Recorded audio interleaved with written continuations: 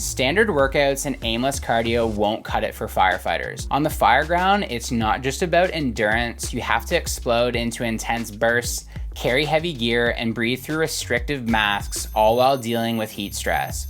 So in this video, I'm going to break down the fastest, most efficient way to build firefighter cardio. These are the same methods I've used with myself and with hundreds of firefighters I've trained on the front lines, all backed by straightforward science. Step 1, build your base fitness. To improve your cardio, you need a foundation. Without a strong base, you're building a house of cards. For firefighters, that base comes from steady state cardio, jogging, cycling, rowing, or even brisk uphill walking. Start with 20 to 30 minutes, 3 to 4 times per week at a pace where you can still hold a conversation. Here's why it matters. This trains your aerobic system. In simple terms, your body learns how to use oxygen more efficiently, exactly what you need when you're breathing off a bottle. A strong aerobic base also makes your heart pump more blood with each beat, lowers your resting heart rate, and flushes out waste products like lactic acid, which is the burning that you feel in your muscles.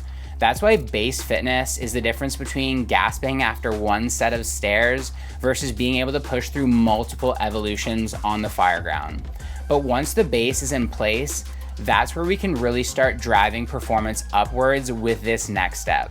Step 2, add in intervals to raise the baseline.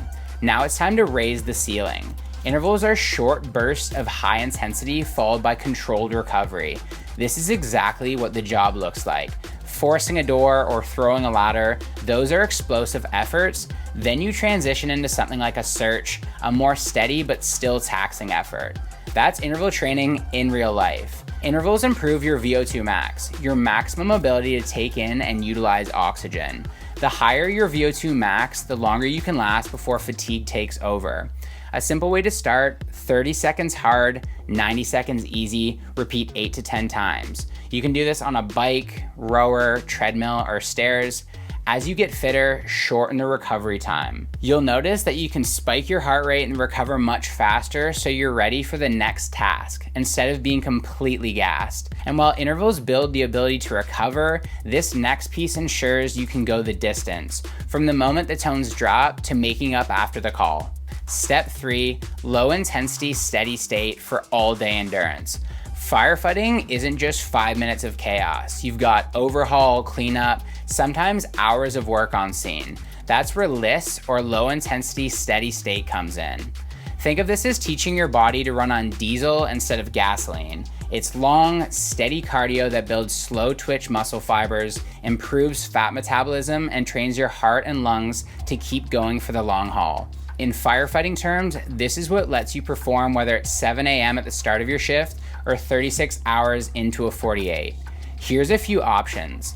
Long runs or rucks at a conversational pace start with 40 to 60 minutes, or something like a long bike ride, 60 to 120 minutes. This is the durability piece. It's not the most exciting, but it's the reason some firefighters fade halfway through a shift while others are still moving strong.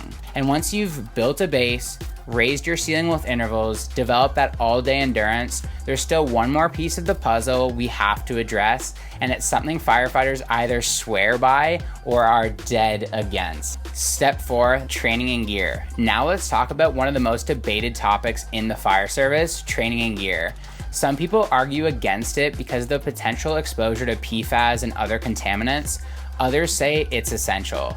I lean strongly towards the side that says it has its place. Here's why. Like everything in the fire service, it comes down to risk analysis. Which is more dangerous, occasional controlled exposure or being physically unprepared for the job when lives are on the line? Training and gear adds 3 stressors you can't replicate otherwise. 1, heat stress. You overheat faster, which forces your body to adapt and perform under extreme circumstances. And no, a hoodie and sweatpants do not provide the same stimulus, heat, or restriction that your gear does. The heat stress is the real killer. Being fully encapsulated, heat's gonna cause a bunch of issues. Loss of water, dehydration, increased blood pressure, skyrocket that heart rate. So that's why there's another reason why I think it's so important to train in gear. 2, restricted breathing. The SCBA mask limits airflow, teaching you how to pace yourself and manage your breathing. And number 3, CO2 buildup. CO2 can trigger panic and anxiety. Training with this stress helps you stay calm when others would spiral. This isn't just about fitness, it's about keeping your mind in the game when it matters most.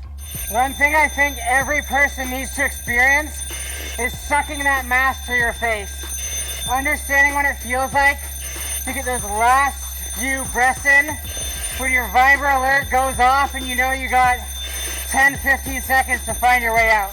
The key is balance. Don't overdo it. Limit unnecessary exposure, but don't avoid the reality either. Because the first time you experience heat stress and CO2 panic should never be on a live call. So if you're asking how to improve your cardio as a firefighter, here's the proven formula. 1. Build your aerobic base.